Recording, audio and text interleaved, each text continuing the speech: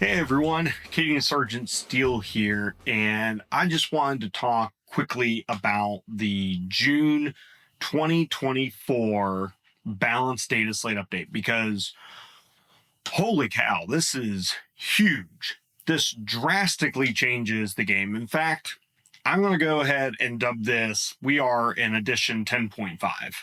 I think enough of the core rules have now been modified. I need to go back and maybe relearn the game somewhat. And I don't mean that in a bad way. I think in my initial review, it's only been 2 hours since this document came out. And looking at it, I believe most of the changes are really good and intuitive and seem straightforward.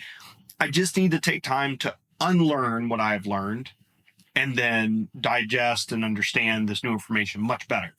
And this includes a lot of different aspects. But mostly today, I want to talk to you about what impacts the guard. So let's dive into it. So what I'm going to do is I'm going to do some screen share here. So I got the PDFs pulled up. I'm going to talk about those, and then I'll talk about the things within them to help you understand my perspective on them. None of this is concrete. It just came out. We're all just still talking about it, right? So first thing is the changes to the Astra Militarum. First is the combined regiment detachment. Completely reworked. Throw out what you knew. You got to relearn this, and it's for the better. So before it was, if an Astra Militarum unit had remained stationary, its ranged attacks got lethal hits ability. Okay, that's pretty straightforward. However, it didn't really work too well because, well, movement's pretty important in 10th edition Warhammer 40k. So we found ourselves hardly using the rule. In fact, I would often forget about it and just go through the game. Which was a little bit frustrating. I definitely remember it for things like artillery and tanks, but for infantry who had to move around and grab objectives, wasn't really happening for me. Now, it works two different ways. First is the paragraph, each time a model in a regiment unit. So now this is important. That means you have to have the regiment keyword from your army makes a ranged attack that targets a visible, excluding monsters and vehicles, attacks a unit that's not monsters or vehicles, that attack gains lethal hits ability. So no longer are you going to be able to take your las guns and shoot at a Warlord Titan and try to take it down with sixes. Not happening anymore. I think this is a reasonable change. It honestly felt bad for my opponents and often was a waste of time when I took my giant blob of infantry and just started firing las guns into it to try to plink away some wounds. Now it's even more pointless.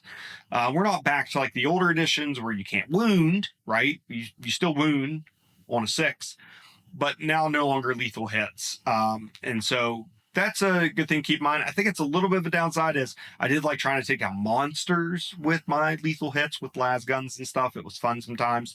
Plink away those last few wounds. It's just a little bit harder now. That's okay.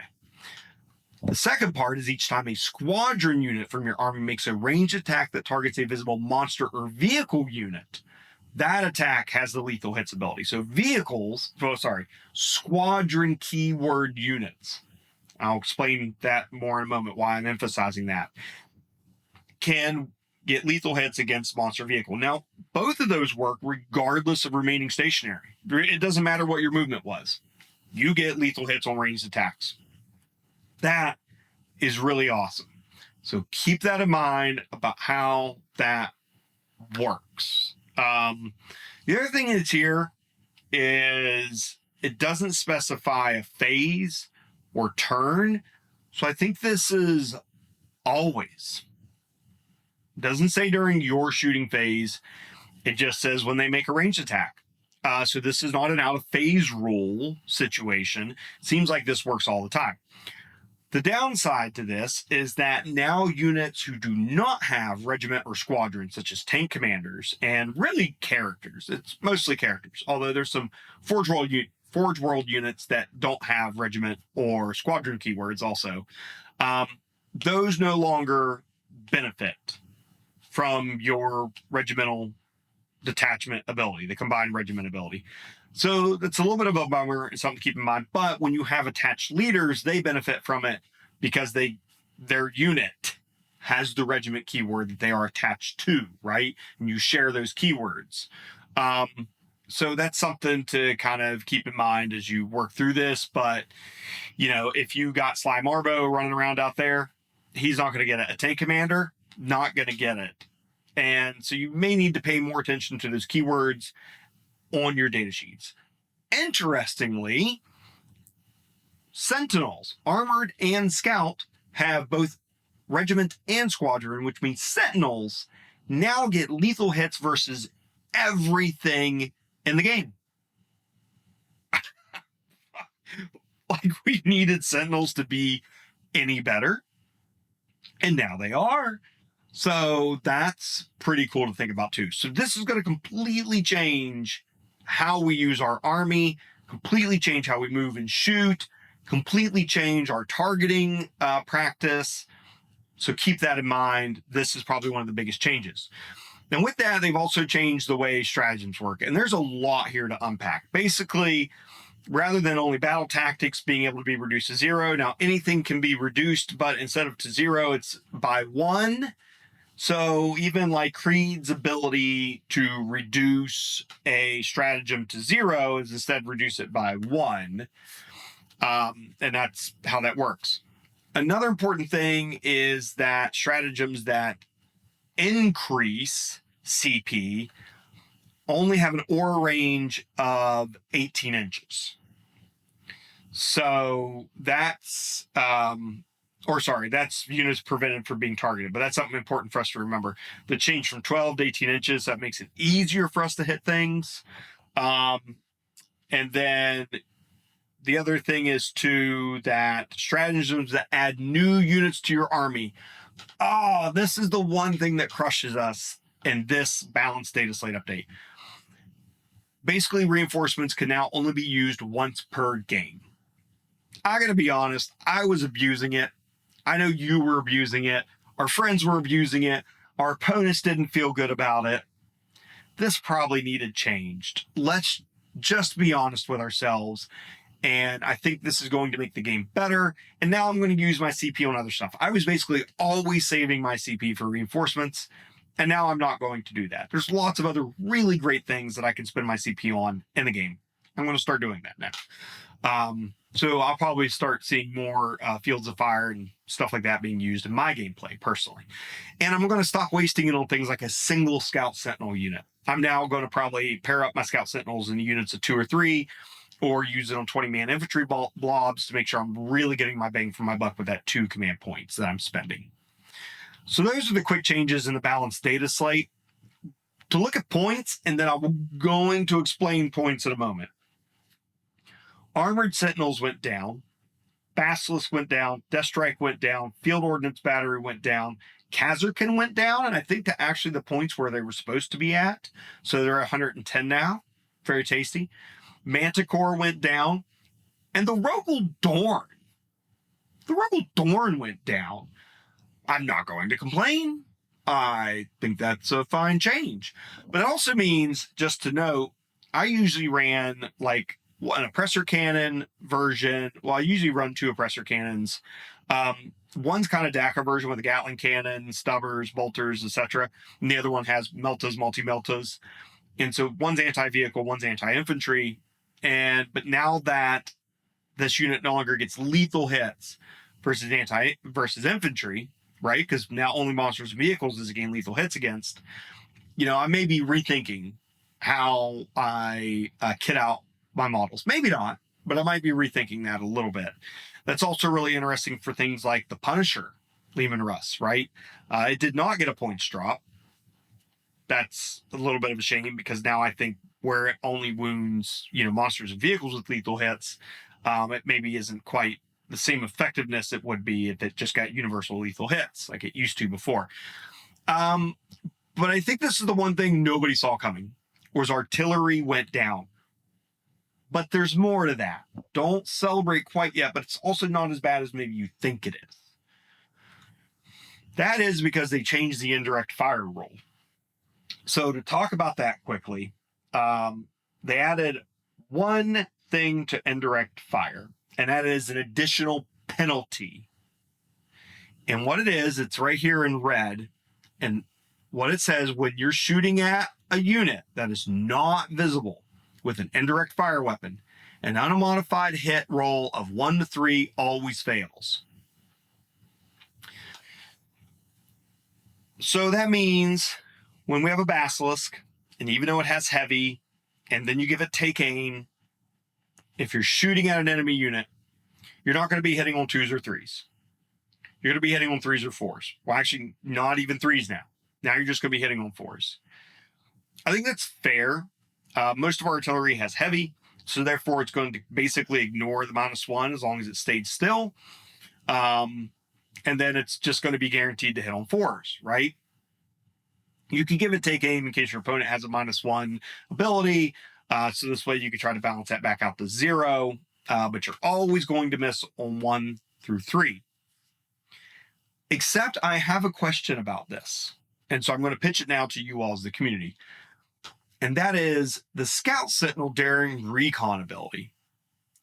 So it says at the very end that a unit that's targeted by Daring Recon and then shot at with an indirect fire ability weapon does not suffer the penalty to the hit roll for shooting at a target that is not visible to the attacking unit. Does not suffer the penalty. Now it is singular. They didn't update this, right? The penalty. So are they talking about the -1, which is the way it used to be? But now there's 2 penalties. It's subtract 1, and you always miss on a 1 to 3.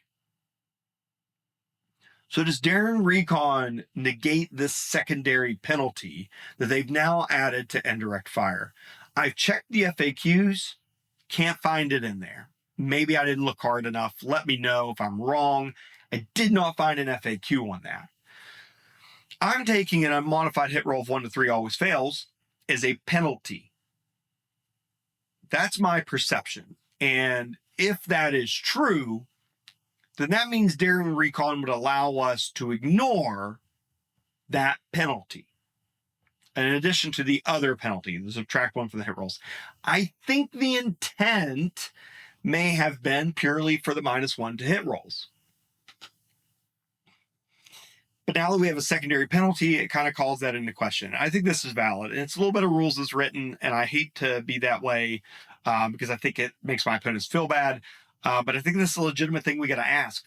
Did they mean for us to be able to get around this with Daring Recon? Does the Astra Militarum now have the greatest artillery in the game, hands down, undebatable? Because that would give us the best artillery in the game. There's no doubt about it. No doubt about it. So that is, I think, a big deal that we need to get clarified for us and how that works. I am reading this is a penalty, and then Daring Recon ignores it. So that's my opinion. But I would like to hear yours too. And I'd also like for GW to clarify, because this is going to create some feels bad. But that also means Scout Sentinels are more important, and making sure you line up your Daring Recon now and then using your indirect fire is more important than ever in our game. So that's kind of a cool thing to note. Another big change that's going to impact us is how movement works, and particularly for vehicles. Now, if you played the rules strictly as they were written when 10th edition launched, it was nearly impossible to move big vehicle units around the table. And the reason being, because no point of a model could end farther away than the distance it could move. So in other words, if you went around a building, you would have to find out which of your 4 corners of your model would be moving the farthest, and then that would be your limit of how far you can move, your 10 inches, your 8 inches, your 9 inches, right? And that was really restrictive. It was very hard to maneuver your vehicles in and around terrain and around other models. And now what they've done is they've added basically a couple new rules in here, just a couple things I want you to be aware of. Models now move in straight lines. And so we go, 6 inches one way, like the graphic showing here, then 4 inches another direction. And see how they've even kind of like shuffled it a little bit, or the one below has a rotation. But then if you do a pivot, it counts as 2 inches of movement for the first pivot you do, but not for any further pivots. So that means if you change the direction the model is facing, you lose 2 inches of movement, but then you can just move in straight lines as you wanted and continue to pivot. I believe that is better, in my opinion, because when you have something big like a Macarius Vulcan, a Baneblade, right, and you're shuffling it around the battlefield and it's only got 9 inches of movement, well, I'd rather just lose 2 inches because I rotate directions than have to realize, oh, well, when I round the corner of this building, even though my front corner is 9 inches away, after I go around the building and then rotate the model, my back right corner will end up moving 12 inches rather than the 9 inches. And so therefore I need to like shuffle this model back. And I guarantee you almost nobody played this rule correctly, except for highly competitive players, because it was so restrictive in the beginning of 10th edition. This, I think, comes across as more intuitive to me. And I don't know why. Maybe it's because I used to play in 7th edition. And we had kind of these more narrative-based rules back then, and they were more complicated, a lot more charts. I don't miss all of it, but there were elements of it that I thought were nice. And I think this begins to bring some of that back. And that is really cool. And I think it makes it better for the game. So realize that when you're moving vehicles and monsters without a round base, these things have now changed. And so you're going to have to relearn a little bit how to maneuver your vehicles and your monsters that don't have round bases. So keep that in mind. And there's a whole section in here that helps explain it. How do you find the center point of your model? How do you determine rotating on its axis? How do you deal with the movement? And that's all here on pages 3 and 4 of the rules commentary document, and how all that works. That's really cool. And so they also explain too, with like big, huge, giant monsters that are around bases, but the model overhangs the base, and how that works and how you only count the base and so forth. All that's clarified really well in this document. So I think that's a nice change to the game for us to see and to consider. So those are the biggest changes for the Guard. And for us, like immediately, there's a lot to unpack here. There is a lot to unpack. Do not get me wrong. This is my quick dive in. I've just touched the surface. There's so much happening here. So we're going to be talking about this for weeks, not days, weeks. And I really think this is now edition 10.5. It's a whole new game, but in a good way. What I've seen so far, everything seems to be positive changes for the betterment of the game, and I think to create a better player experience. It's unfortunate that now we're going to have to learn a lot of these rule changes, but I think there's a lot here to touch on. Like an example, Devastating and Mortal Wounds have changed again. Forget what you knew about Devastating Wounds before. Devastating Wounds are now Mortal Wounds, except they're just Mortal Wounds that don't spill over. Okay, that's a pretty straightforward change, actually. We don't have to worry about that too much as Guard. We rarely get Devastating Wounds. It's not really much of a thing for us. So with this, it's mostly going to affect other armies like the Eldar. But it could impact the other armies that you might play or play against. So realize that those changes have been made. They've changed, right? Out of phase rules. They've clarified that. Redeployment rules. There's just so much in here. And this is going to be my one criticism. I'm happy with the changes. I think the changes are really good. But I think we need a new cool core rulebook. I think we need a new one. I think that's my opinion. I think they just need to stop doing this. Well, on page 13 stuff and this and that and the core rules. No, just publish a whole brand new one. Whole brand new core rule. Because I do not like having to reference two documents, especially now that things like movement have changed so drastically in this game. All right. That's all that I have for today. I just wanted to touch on that real quick. Just wanted to do a quick deep dive for you and hit the highlights. Overall, I think these changes are really good for the Guard. We now have a detachment ability that works all the time, not just some of the time, on almost all of our units, although not all, and really has made Sentinels even better. Movement has become better for our vehicles, and that's going to change the way we play the game, I believe. And it's going to actually impact your movement on the battlefield too. So be aware of that with terrain. Talk to your event organizers, talk to your opponents, and make sure the terrain is set up so that you can utilize your models and have fun playing the game. If you're using the competitive layouts, because those often get very restrictive. And I do believe that some of the rule changes to stratagems and other related things are all to our benefit as well.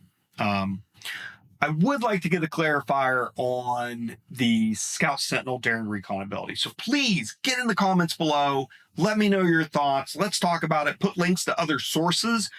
This is hours after this came out, so there's almost nothing out there yet talking about this. I've already messaged my friends. I've been talking about other things, and they're like, oh, I didn't realize that, or oh, I'm still thinking about that. It's fresh. It's raw. But let's talk about it, and let's come to a community consensus as Guard players what we think this means. I've told you my opinion, but I want to hear yours. So, as always, have fun wargaming, and remember, Cadia stands.